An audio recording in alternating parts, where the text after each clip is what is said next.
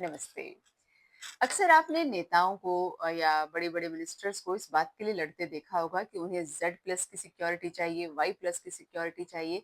लेकिन क्या कभी सुना है कि किसी बर्ड को या बर्ड के एक स्मॉल बेबी चूज़े को 50 गार्ड्स एस्कॉर्ट कर रहे हैं? सुना है कहीं ऐसा? जी हाँ। हम अक्सर अपने चैनल पर हमारी हेल्थ की और इस वेलबींग की बात करते हैं, लेकिन हमारी हेल्थ और वेलबींग भी हमारे इकोसिस्टम पर डिपेंड करती है। तो आज हम अपने इकोसिस्टम के एक ऐसी ही खास बर्ड के बारे में बात करेंगे, जिसे 2 स्टेट बहुत जी जान से बचाने में जुटी हैं। जी हाँ, हम बात कर रहे हैं ग्रेट इंडियन बस्टर्ड, जिसे हम हिंदी में गोडावन कहते हैं और ये राजस्थान की स्टेट बर्ड है। तो लेकिन इसकी संख्या अभी बहुत तेजी से कम होती जा रही है कि अब महज ये 100 से 150 के बीच में इनकी संख्या रह गई है।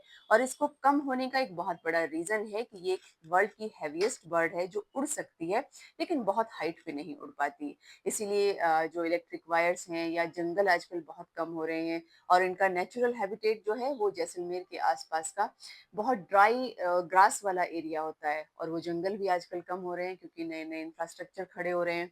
तो इस वजह से जो इनकी संख्या इतनी कम हो गई है, गुजरात का कच्छ नेशनल पार्क है, वहां पर 50 फॉरेस्ट गार्ड सिर्फ एक चूजे को गार्ड करने में लगे हैं, उसे बचाने में लगे हैं कि कोई उसका शिकार न कर ले या उसको किसी भी तरह का कोई हार्म ना हो।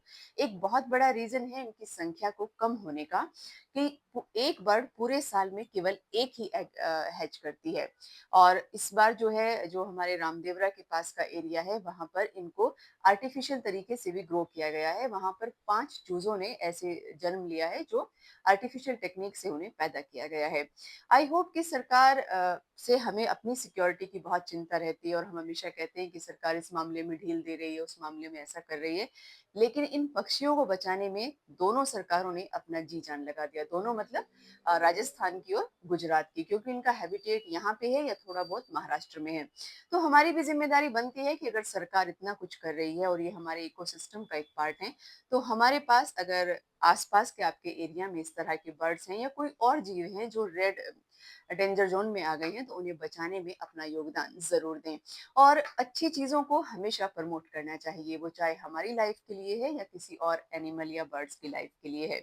तो ऐसी ही छोटी छोटी और अच्छी चीजों की जानकारी के लिए हमारे चैनल के साथ जुड़े रहिए। लाइक शेयर और सब्सक्राइब जरूर करें। Thank you.